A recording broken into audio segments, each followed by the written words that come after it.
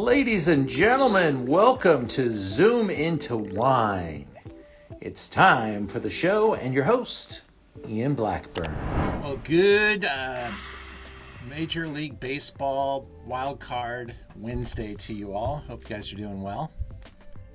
Sandra's going to be on the Zoom with us tonight. So we're going to talk about Portuguese wines, and Sandra's a Portuguese wine importer who speaks Portuguese, which is pretty good because that has got to be the toughest language to teach people. Would you agree, Sandra?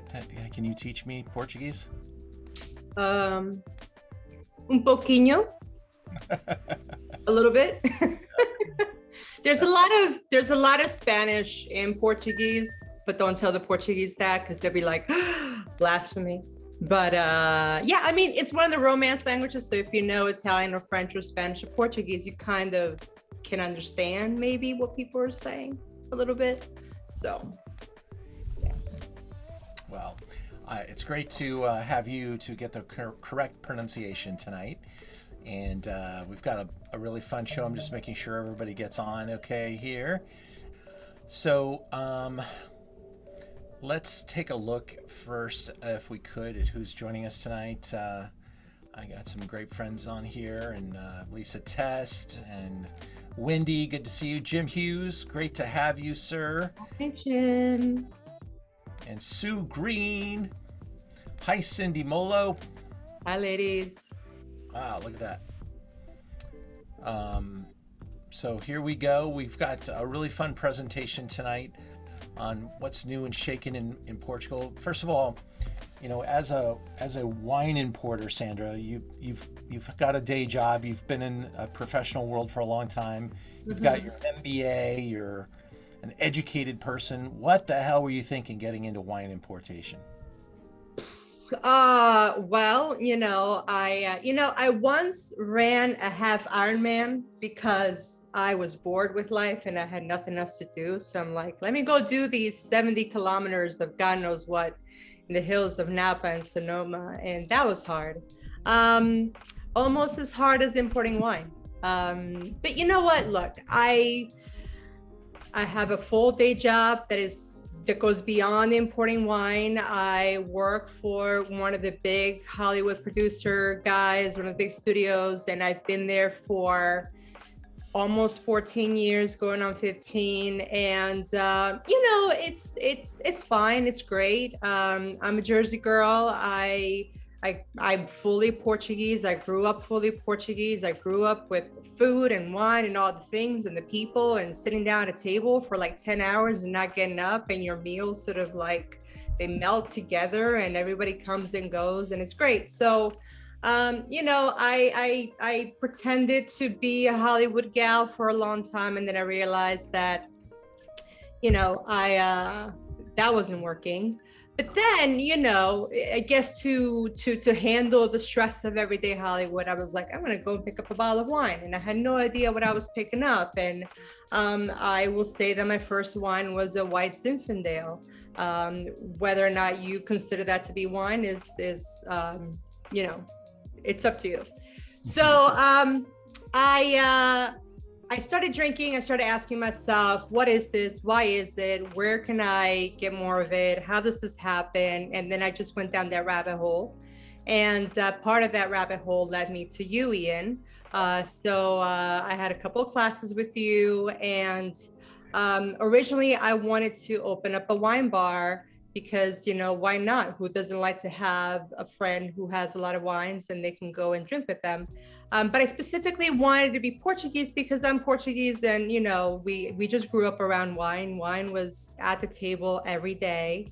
And it was just another family member for us. But then I started to realize that, there really isn't a whole lot of Portuguese wine out here, which makes sense because it's California and California makes incredible wines. So I said, you know what, maybe there's an opportunity for me to bring Portuguese wine. Portugal as a region is actually coming up. It's been voted the one of the best places to visit, I think 5 years in a row. If anybody has ever gone, you'll probably agree that you can't, you won't have a bad bite or a bad glass of wine. hopefully anywhere. So, it's just like, I knew that going into Portuguese wine and importing Portuguese wine, it was a way for me to reconnect with my roots, with my family, with my home and my people. So I just jumped, head first, and I started importing wine, and I started, to just knock on some doors and see who wanted to even talk to me and give me the opportunity to show something different. So we've been doing this for about 3 years. We started with a mixed palette. Our second shipment of this year with 7 full pallets just arrived this week. So we just got notification yesterday that it was ready for pickup. Yeah. And for the year, I think I'm at 18. So in 3 years, you go from 1 to 18. That's a lot of wine, right? So it tells you something that people are excited about trying the wine, about just being open to something different that isn't your typical French, Italian, Napa. And here we are, and I'm just really enjoying the ride, and doing that along with my Hollywood job. So, it's fun. Sandra, is your photo is frozen on my computer? Is it frozen on everybody else's? Might need you to. Yes, I will. You might need to refresh or something. There you go. Oh, okay, good. Better? That was I was very animated. I had this whole song and dance. I'm really see all the things. So anyway, sorry about that. I was actually concerned that I was just talking into thin air, but. Jim, were you in the same class as Sandra? Yeah, I was. Yeah. Awesome. Oh, cool. We did our law school program together, and that was about 4 or 5 years ago. Yeah, I think maybe longer than that. Yeah, it was longer than that, because after your class, I went to Sonoma State for my wine MBA, and I graduated 4 years ago. So it was maybe 5, 6 years ago that we. The last 2 years don't count. So. Right. They don't. All right. Well, let's get into our PowerPoint. Get into a glass of wine because. Yes, please. We need to get that going. So cheers, everybody. I'm glad you could join us. I hope the wines made it to your house okay. And if they didn't, just grab any glass of wine and join us for this educational session on the wines of Portugal. And let me go into our slideshow and get us rolling. Okay? Yes.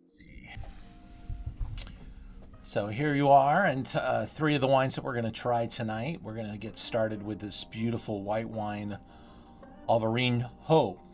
Instead of Albarino, it's Alvarinho. Yes?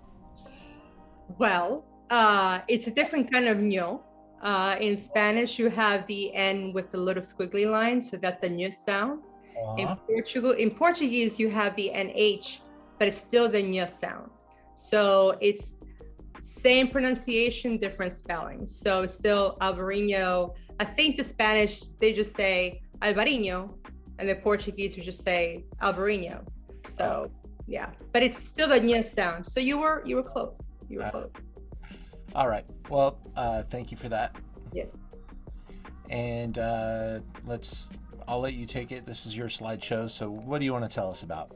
So we represent small family vineyards from most of Portugal. The ones that we're going to talk about today come from Vinho Verde, the Douro, and the Alentejo. And the first wine is an Alvarinho from Vinho Verde. Now, I like to tell people, when you look at it at the map of Portugal, and if you would see Vinho Verde, imagine you're looking at Washington and Oregon. So the climate is very similar. So you have this wet, cold, rainy climate. It's right next to the ocean. So that region has a lot of ocean influence. So a lot of the wines that you're going to get from that region, they tend to be, that's my roommate, April. Sorry, babe. So a lot of wines from this region are high in acid. They have a little effervescence, and you might pick up just a little bit of salinity because of, where it's at. But the thing that I like to tell people about Vinho Verde is that we need to start thinking about it as a region, not so much a wine. So in the actual Vinho Verde name, it literally translates to green wine. Not that the wines are green, it just means that the wines are young. They're produced and they're meant to be consumed relatively quickly within the first couple of years.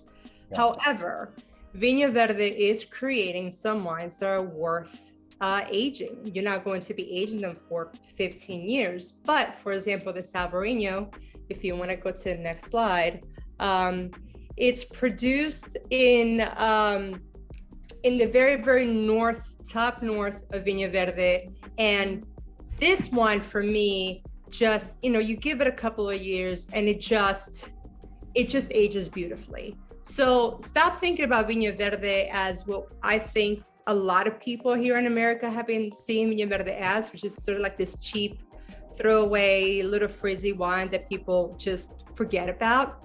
But this one, I think, is a representative of what that region is capable of. And if we're willing to think of the Vinho Verde as a region, not a style of wine, I think that you're going to find that there's so much breadth of possibility in that region. So Alvarinho reigns in this region. It is the queen grape here, and Monsanto Melgaço is the sub-region of Vinho Verde, where this producer comes from.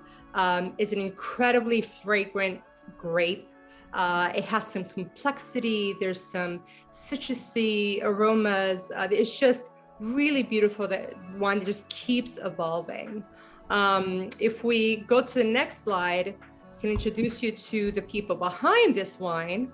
The gentleman that we see, Miguel Queimado, he is actually the owner of Vale dos Ares. He is the grandson of the people who own this land. And in fact, this land has been in the family since 1683. He's young. He's younger than I am. I think that he's maybe 36, 37. And where he is planting his vineyards, that land had been left vacant for over 30 years. So a lot of what you're seeing in Portugal is this young producer, young winemaker who is going to school. They are going to get their masters in viticulture and winemaking, and they're coming back home and they're taking the lands that used to belong to their family that had been sitting there vacant for generations, and they're reinvigorating them. They're bringing them back to life, and they're actually being very purposeful about what they're planting in those lands. So this is his land that he sort of brought back to life after going to go get his master's degree. And he hired a female winemaker, which I definitely love highlighting, because this young lady, Gabriela Albuquerque, she works not just for Miguel, but she works in a couple of different areas in Portugal. And majority of her wines are award-winning, highly rated, and she just works beautifully. So these two coming together and creating these wines that I think is really highlighting the region and what's beautiful about it. I just love working with them. If we go to the next slide, I can tell you a little bit more about the land. So that's Monsanto Melgaço. Where the arrow is pointing, that is the actual vineyard. That river that you see right above it is called the Minho River. And right above that is Rías Baixas, Spain. So Alvarinho, same varietal, but it's grown in both sides of the border. And some would say, I haven't really researched this fully, is that the Alvarinho has been growing on our side much longer than it has been growing on the Rías Baixas side. But Spain is bigger, they have more money, whatever. It can be a little bit of a bully, but don't tell them, it's fine. So their wines are much more popular. But I digress. So if you look at the other pictures that we have included, that's one of the slopes that they developed over the last couple of years. So he hasn't planted everything. He's actually taken it plot by plot. And as he's growing, he's actually singularly taking the grapes from each plot and creating a specific wine for a specific plot. The Alvarinho that you have in front of you is their entry level, believe it or not. And I just love it. There's a lot to love. There's a lot to love here, and first of all, I wanted to defend the frizzy, fun little Vinho Verde that people, grew up on and that is still the categoric leader of this area. And then you get to wines like this. This is just a different level, and this doesn't say Vinho Verde anywhere on the front label. It says Alvarinho, and that's all it says. And I think it's this is a perfectly timed wine to introduce people to this grape variety from Portugal instead of from Spain. And what I think this wine is like, exactly the same price as a normal Albarino from Spain.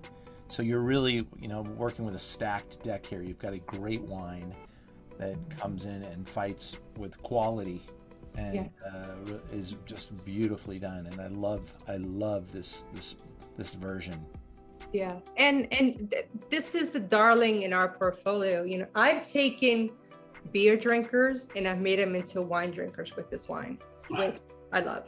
But another thing that I really love about the producers that we work with, we have a beautiful picture of sheep. That is their flock. They release them into the vineyards every winter. These producers, in particular, Miguel, he operates as cleanly as possible without having an actual certifiable label. So it's as close to biodynamic and as close to organic as you can get, without having an authoritative figure actually telling you that, yeah, this is that thing. But it's just about the love and the respect for the land. And a lot of these producers are really working with sustainability top of mind. And this is just a great, representation of what not only Vinho Verde is doing, but what Portugal overall is doing. This is an outstanding version. Jeff, did you get to try this wine yet? Yes, totally. I was going to ask, is it a thing now to start talking about subregions and stuff when it comes to Vinho Verde? Because I love those little frizzy Vinho Verde all day long, like no problem. But I don't think I've had anything that's been a little more serious from the region. You're not hearing a whole lot about the subregions, but this one in particular, because it's sort of the motherland for Alvarinho, because you do see in the back of the bottle, I don't know if you can see it here, but it does say Monsanto and Malgaço, right? So you actually get to see exactly where it's from. Some people don't really know what that means or where it is, but starting with that sub-region, you are starting to hear just a little bit more of that chatter about where these wines are from. And look, I'm not going to say that, that the ideas that people have or the memories that people have about the frizzy Vinho Verde are wrong. They're not wrong. It's just that a lot of people equate that to wine that is cheap.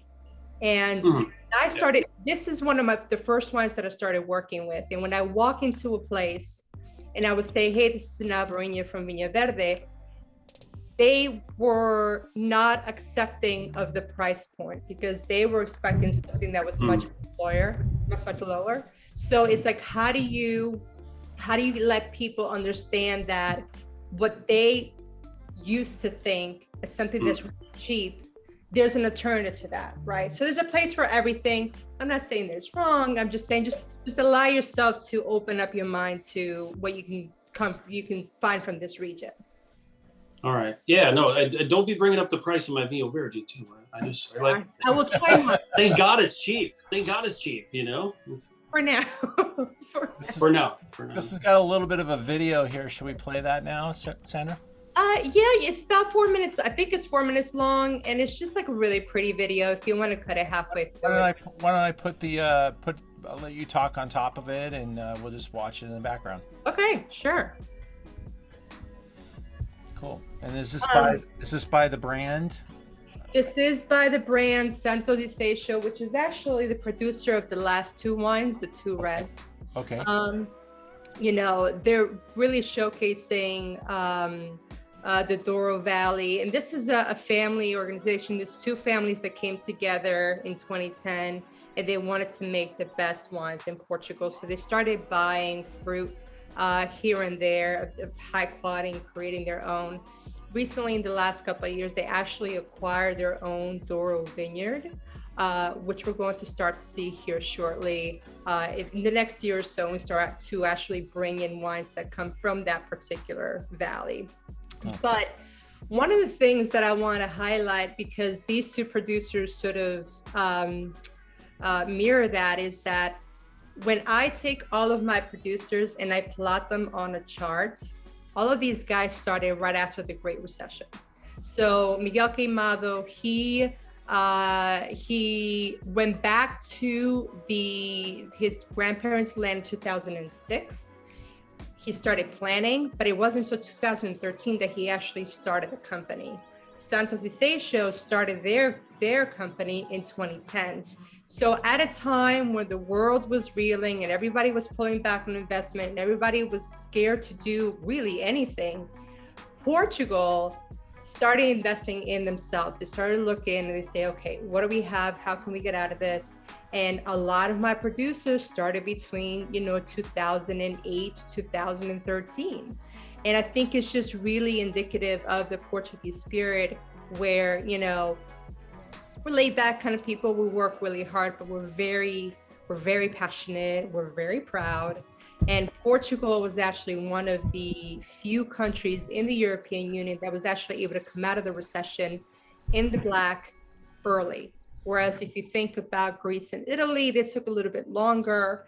But when you take a look at the story of these producers and others that I represent, a lot of these projects started shortly after that. So I think it's really indicative of the Portuguese spirit where they just, they're like, hey, we have something in our backyard, let's invest in us, and let's bring to the table the best of who we are and what we have. So, yeah. Okay. Well, we can go to the next slide, perhaps. Sure. Any questions so far? Any comments? So we're going from the north down to the Douro now for our two reds, and we're going to taste two reds from, it's the same brand, right?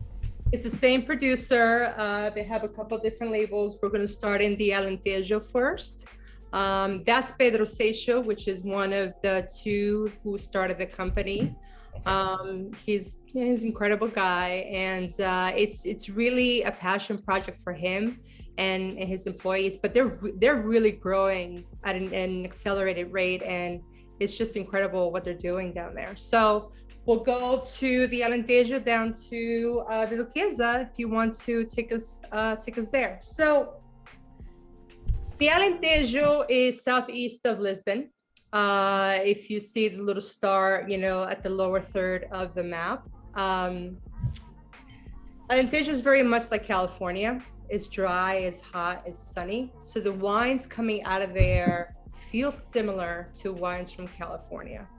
It's where cork production comes from. Cork is probably one, if not number one, the number two export. And out of every bottle of wine that you buy, regardless of where if it's from Australia, if it's from Spain, South Africa, chances are the cork actually comes from Portugal. So this region is big and flat and dry, so it allows for some ripeness in the fruit. Of course, European wines tend to be a little more earth-driven with some acidity, but in the Alentejo, if you're looking for something that feels just a little more fruity with a little more complexity, Alentejo is going to give you that. So, Duquesa Maria is a new entry into our portfolio. We started working with this wine last year, and it's become really well loved. It's a blend. Mostly all the reds you're going to come across in Portugal are blends. The leading varietal is Aragonese, which is Tempranillo. Tempranillo has two names, one in the south, which is Aragonese, and in the north is Tinta Roriz. So Portugal has over 250 native varietals, but I think the reason that we have so many is because we named the same thing 3 different things, right? Sorry, I'm making your PowerPoint dance because I'm trying to get the annotate to work and it just keeps failing. Oh, it's okay. It's fine. It's a little fun dance. All right. Here we go. Oh, there you go. So Aragonese, and that is Tempranillo, just in the south of Portugal. Same varietal. Alicante Boucher, which is a varietal that we will consider to be ours, even though it's very much French. We will say it's ours. Touriga Nacional is their leading red grape. Think of Cabernet Sauvignon. This is their Cabernet Sauvignon. It's the one that's in almost everything. It's there for structure, it's there for body, it's one of the top port varietals, and you will find it in almost every wine, if not every red wine coming out of Portugal. They're starting to make monovarietals of Touriga Nacional, but those are just sparingly. And the last one, Trincadeira, it's a very native grape. It's one of those old school ones that were almost lost a while ago, and then they started to pull it back, and it's planted all over Portugal, but it does really well in hot climates like the Douro and the Alentejo. But it's a really difficult grape to grow. But when it's grown well, it adds some nice complexity, floral notes, some spiciness. And this one, actually, this particular wine, I love it because it's just so smooth. And there's a sensual quality to this wine that I really respond to. And it's the kind of wine that when I'm having a dumpster fire kind of a day, I reach for this one and it just mellows me out. So it's one of my favorites. It's very feminine. It has some nice structure and some nice complexity. Alicante Boucher is actually planted in a lot of places, a lot here in California, and it's also considered a Rhone grape variety. Do you know what its most unique feature is? Oh, I do. I wonder if anybody else does. No. Yeah. Does anybody know what it's I know. famous for? Alicante is one of the only grape varieties that you'll find that's red on the outside and got red flesh as well. So the juice, it would be funny to call it a rosé of Alicante Boucher because it would be red. Huh, it would be. How many more are there? It's 1 to 4 or 1 to 5 varieties that are. I'm not sure the total number, but it's like there are others, but this is the only one that's prominent. Mm-hmm. Okay. Touriga Nacional was just allowed to be planted in Bordeaux as in experimental phases, but with global warming, they're looking for thicker skinned grape varieties for the future in Bordeaux, and Touriga is one of the grape varieties that they're playing around with. So we'll see more of that. We do have quite a bit of Touriga also planted here in California, especially in places like Paso, and even where I make my Zinfandel up in Rock Pile. Clay's got some Touriga and makes actually an all Portuguese varietal port. Yeah. You are also starting to, I think they're also planning it in Texas. I wouldn't be surprised if it's in Arizona, to be honest with you. But I think that it being allowed in the Bordeaux blend is going to be really helpful for the Portuguese, because once people start to learn about the varietal, get to be familiar with it, and they pick up a bottle of some strange Portuguese wine from a place some people don't even know where it is on the map, they're like, oh, I know that variety, like I get it. Yeah. And it will start to become more familiar. I totally agree. And this wine is one of the best values on my website right now. It's from the second I tasted it with you, I was like, wow, how much is this? Because it's really quite affordable with a MSRP of $18. But of course, we fight pretty hard on our pricing and keep things pretty affordable. And this one's down a little bit lower at Merchant of Wine. So check it out, because this wine just kills it. It's one of my favorite values on the website. And I always argue, if you could pay, as much as $15 a bottle, it's not just a little bit better than a $9 bottle. It's twice as good or 3 times as good. And this is right there. So this is one of my favorites. It tastes like it has some age on it. It doesn't, but it tastes that way. It's really sophisticated. Yeah, it's not like a young, fresh wine. It definitely has some layers, some complexity, and it's not just youthful exuberance of fruit. It Mhm. definitely has a little bit more going on, but it is a 17er, and so yeah, you're heading into the third year, and that's a pretty nice place for that wine, and I'm really loving that. And I didn't actually realize that was Alentejo because I thought this was all Douro uh, in from this brand, but they have actual the ownership of vineyards in both areas, or are they buying fruit from Alentejo? So I think that the way that they started was that they were buying quality fruit from Alentejo, Vinha Verde, Douro, so the prime regions, right? But I know that they're moving into actually having their own vineyards. So I know they bought a property in Douro in the last couple of years, and they're starting to develop that and grow that, which I actually think is really smart, right? Because if you have a good team, if you have great winemakers and you have great fruit, that you can start creating something, getting your name out there, and then you can start acquiring land and growing that way. Because I think the hardest thing for producers is growing and maintaining a certain level of quality, because you can have a contract with a grower, and that'll get you X number of tons if it's a good year, and you're going to make X number of cases. But then if you want to grow and maintain the same quality, you're kind of stuck with whatever your contract states. So if you actually have a property and you're able to grow it, you're able to maintain the quality, guarantee the quality of those grapes, then you're able to do a little bit more. So so that's how they started. But I know they're going to go in the direction of actually having vineyards all over Portugal.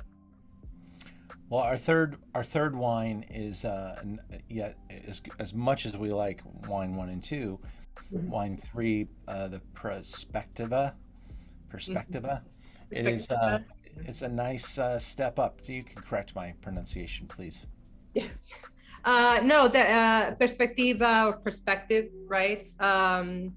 It's this, we're going to the Douro. The Douro is, Ian, I still remember the time that you had a guy from the Douro Valley in your class. You had a seminar. Mm-hmm. He said, he's like, the Douro Valley is probably one of the most hostile environments on earth, because during the winter it's frigid cold, and during the summer it's just searing hot. Yeah. Douro Valley is beautiful, but you're not harvesting at night, because if you do, you're falling down that cliff and you're ending up in the actual river. So it is very much a region where you are harvesting, you know, in the middle of August, in the middle of the day, 120-degree or however hot it gets. But the wines coming out of that region are complex, they're big, they're mouthy, and they're really trying to command their place at the table next to a port, because everybody knows that port is the Portuguese wine, and port comes from the Douro Valley. And the Portuguese have been producing port for hundreds and hundreds of years, but not until maybe the last 30 or so years that they actually started to make something other than port that they can sell outside of Portugal. And this is a representation of what's coming out of Douro. So traditional varietals here, Touriga Nacional, again, it's that, think of Cab Franc, you have, think of Cabernet Sauvignon. Then you have Touriga Franca, which I think is almost like their Cab Franc of sorts. And then there are Tinta Roriz, which is their Tempranillo with the northern name. So instead of Aragonés in the south, it's Tinta Roriz in the north. And this is just a really lovely introduction into the region. It's not an overly big wine, but it has some nice complexity, some nice body. And if you're a bold red wine drinker, this is up there. So we've got about $13 for wine number 2 on my website, and that's working hard to stay down there, but it's a great little value for $12.49. The Perspective is up around 25, and the first wine, the Albarino Mhm. 24. And each of the guests on our Zoom tonight, you get 10% off on all the wines, even if you just buy a bottle with that special code. So make sure you look at the email if you're interested in that. I love this wine because it has kind of a 1 foot in the old world and 1 foot in the new world. It's got enough fruit to really charm someone who prefers something a little bit more, modern and ripe. And it's got incredible minerality and substance behind it, and just beautiful winemaking and balance. And to be able to bring in a wine like this for with this type of value is really, really crazy. I love all three of the wines, and we've had very good success with these even without the Zoom. But even now, being able to taste them with you, just really, really enjoying these. Anyone have any questions? I would certainly say that, obviously I'm going to be biased towards the ones that I work with Ian on here today. But I would just encourage you, if you're out and about and you're at your favorite, wine shop or your restaurant, just ask for Portuguese wine, right?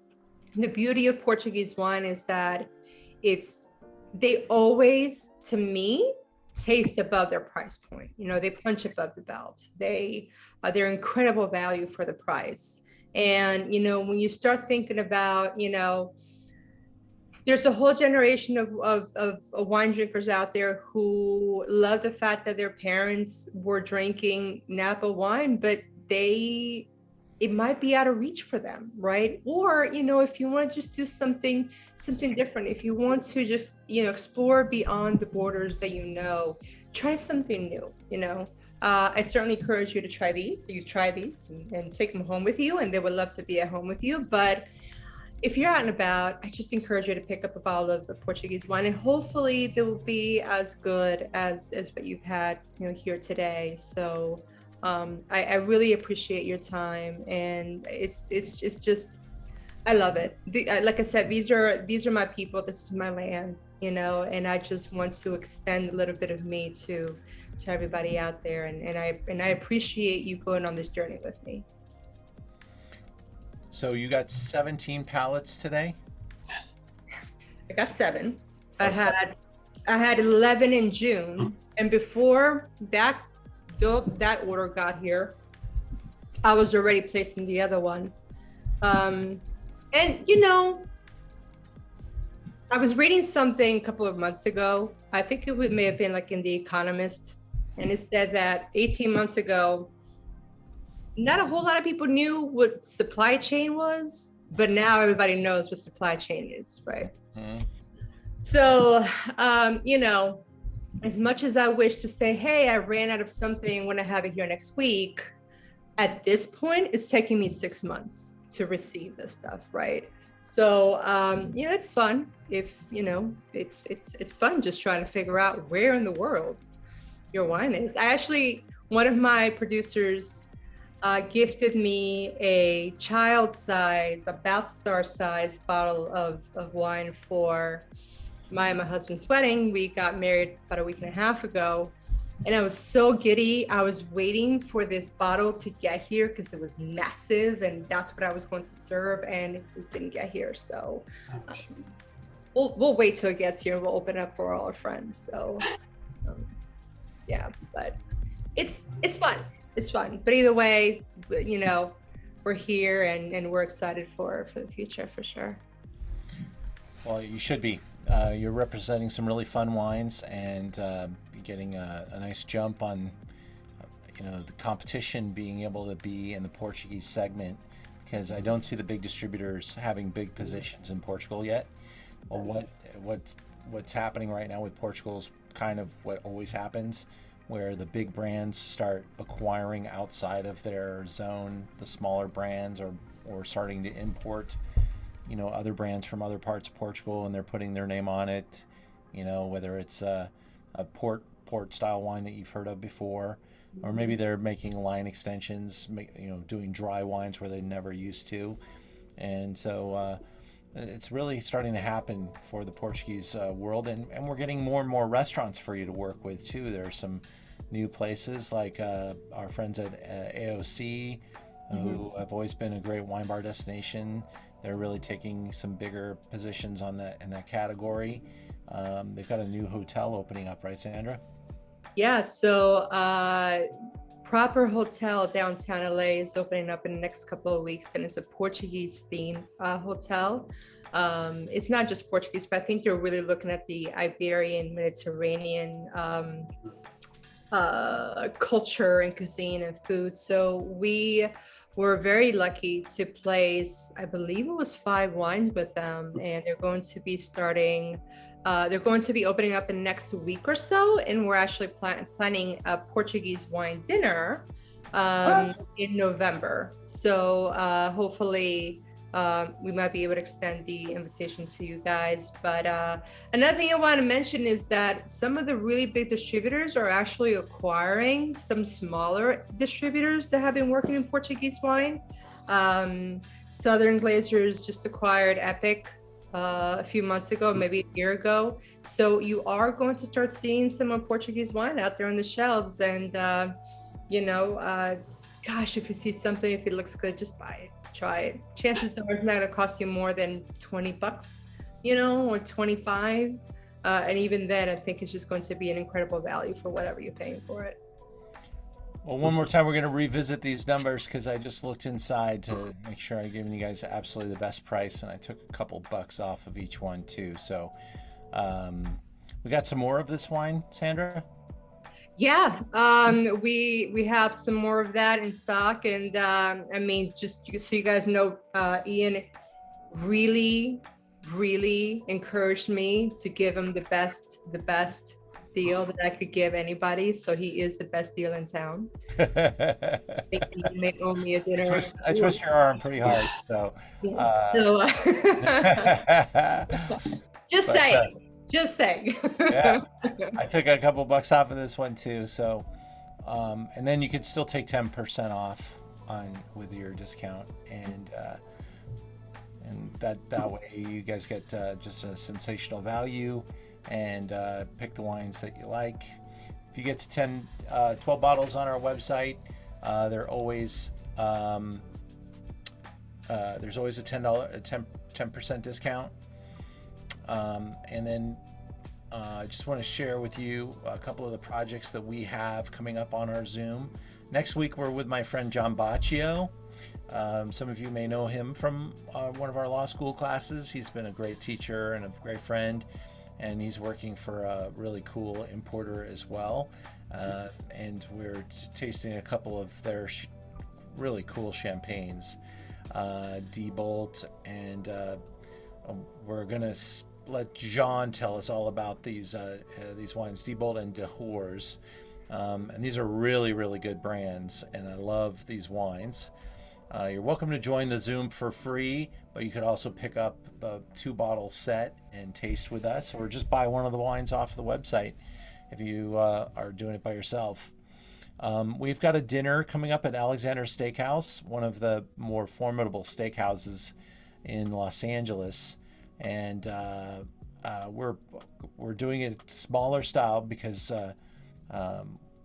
these are formidable wines, expensive wines. $3,000 worth of wine will be opened at dinner for 12 guests. So that's what we've got here. We're going to share $3,000 worth of wine for 12 guests, 12 bottles. That's how we do the dinners. Every time if we had a 13th guest, we'd open a 13th bottle, and that's how we do the dinners anyway. So I'm hoping that we can fill this dinner up. We're about halfway there, but it comes with a 5 or 6 course beautiful meal, and we're going to taste some champions. All these wines are actually from a single cellar that I'm working on right now, and they have over acquired for their life needs So I've been assigned to find some new homes for some of their perfectly aged 55 degrees in a beautiful wine cellar facility, and they've got more wine than they know what to do with. So come and taste some of these with me, and you can have incredible price opportunity on these wines as well. Our Stars events are doing really well. We get 6 wineries in the room. Some of them cross over onto my Wine Cloud website where all my events are, because they are separate from the store.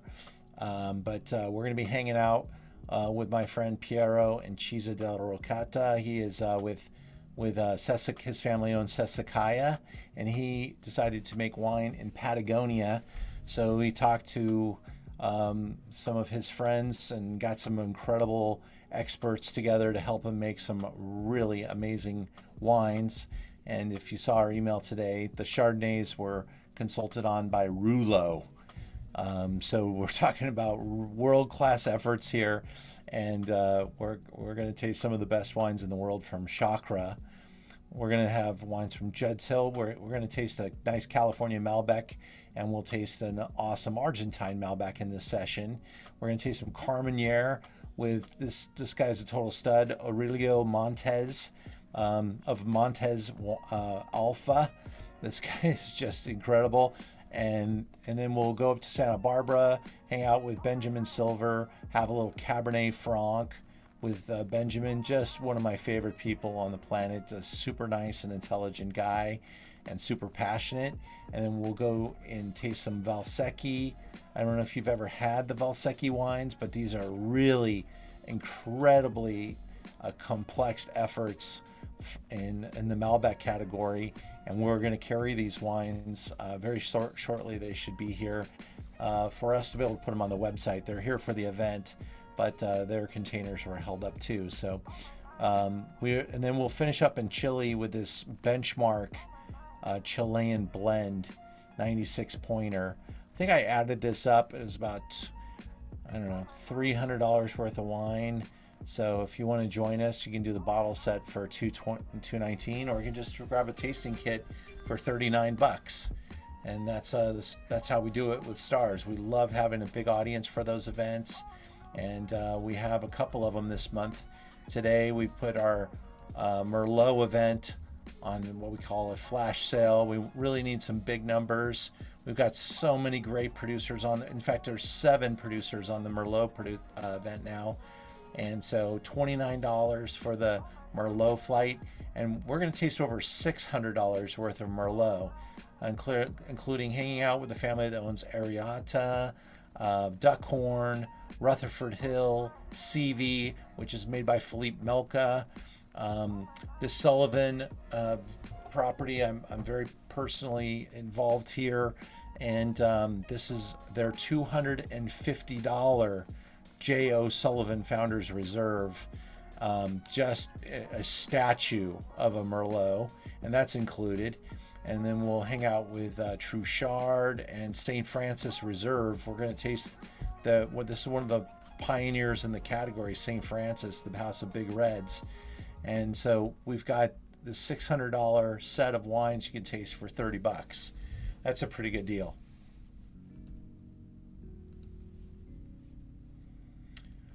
So that's what we're doing in the month of October, and we're pushing out into November. We'll have our November calendar finished up any day this week, and then we'll be able to publish that and get it out to you guys. We're actually working into December, January at this point. I'm taking a group to Italy, and all green lights. We're sold out on that trip, and it's going to be an amazing time. I'm going to see some just spectacular wines, and we're really excited to be kind of early visitors after one of the most tragic periods in all of our lives. We can't wait to get out of here. But we are planning a trip now in March, April to go to Provence in France, and that'll be the Provence and the Rhone. So if you want to think about joining us on one of these trips, we take 10 people. So these are not big tour bus trips. And they're also not we're not going to be staying in hostels or anything like that. These are nice hotels, the best restaurants, great wines, small transport, and really fun group. A nice. I think the groups have a lot in common, and the types of people that we get together for these things, and a lot of friendships are formed, and it's the way I like to travel. So I really thank you guys for being with us tonight. Sandra, you're an incredible presenter. I really enjoy listening to your passion about what's happening in Portugal. I know you're going to do amazing things for the Portuguese wine market, so keep doing what you're doing. Thank you. And right now, it's my phone must be frozen because it still says it's 1-1. I was just about to ask how they were doing. And nobody's doing anything. So, and I think we're the lucky ones because the Cardinals had some people on base, but the Dodgers have really fallen flat in the last 2 innings. So we'll hope that these last 3 innings are more like what they have been all season. Like 7th, 8th, and 9th innings are 4. Those are the Dodger blue innings. So we'll see how that goes. Well, you know what, Ian? They knew that you were busy, so they just held back their activity to wait until you I agree. Oh, actually, on what's going on. So now that you're almost done, they'll. I see my phone lighting up now, so I think you're right, Sandra. Yeah. So no, guys, this has been incredible. Ian, thank you so much. As always, you have just been such an incredible supporter, and I mean, literally my wine career, my wine passion has started with you, and I hope that we can continue to share awesome wine together. And everybody on this call, I really appreciate your time. I know that you have a lot of different options as to where to be, but the fact that you've agreed to have our wine at your table, it really means a lot to me. So thank you so much for welcoming me into your house and at your table. And it's just, I'm very thankful. Thank you so much. Great Thank pleasure. you. Parabéns no casamento. Oh, obrigada então. Ok, alguém fala português? Muito bem. A minha esposa é brasileira, so Assim, ok, então a gente falar. Ok, muito bom. there you go. My wife's from Brazil, so a little different accent, but it's almost, it's the Brazilian Portuguese and the Portugal Portuguese is a lot like the Spanish and the South American Spanish. Yeah. You talk to each other, but there are some Brazilians that I talk to, I'm just like, I have no idea what you just said. No. Me too. So, Well, Totally. if you've never been to Portugal, you might want to think about doing that too. It really is an incredible place to go visit. If you're bored with living in California, you want to think about an alternative place to live, go buy a house in Portugal and they make you an EU citizen if you spend, I think it's 250,000 euro. Something like that. I have friends who just did that. They just bought a place in Portugal. They're happy as clams. Oh, that's a beautiful Mussels or some other Portuguese shellfish. time's work.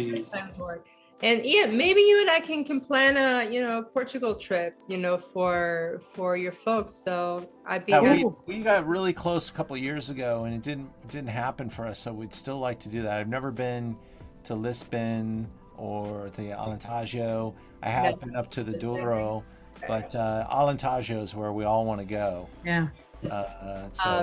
I have a couple of friends down there, we'll set something up. We'll get everybody on a plane, and I think it's a good idea. Let's do it. We'll eat all the things, drink all the things, and we'll do all the things. So I like it. Awesome. All right. Can we get recommendations? Because we're going over Thanksgiving actually to Portugal. What?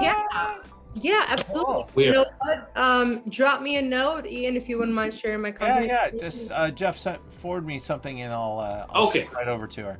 I have All a right. running email that's like yay big right now. I know what you mean. Well, I'll send it all to you. So Cool. No, that'd be great. okay, Far out. great. Cool. Cool. Awesome. I'm actually going on October 21st, so I'm going to ask for Oh my gosh. recommendations as Oh, well. look at that. All right. Wow. I will send you all. Yeah, and you know what? I will list the producers. If you guys want to see these guys or any of our guys, let me know, and I'm happy to make an introduction and set up a visit for you guys. Happy to do that. So yeah, just get my contact information from Ian, and I'm happy to talk direct. Okay. Sounds like a Great. plan. Excellent. Obrigada. Thank you. Thank you. Awesome. You all. Obrigada. Have a good night, everybody. Ciao. All right. Saúde. Bye, guys. Wait. Go Dodgers. Bye.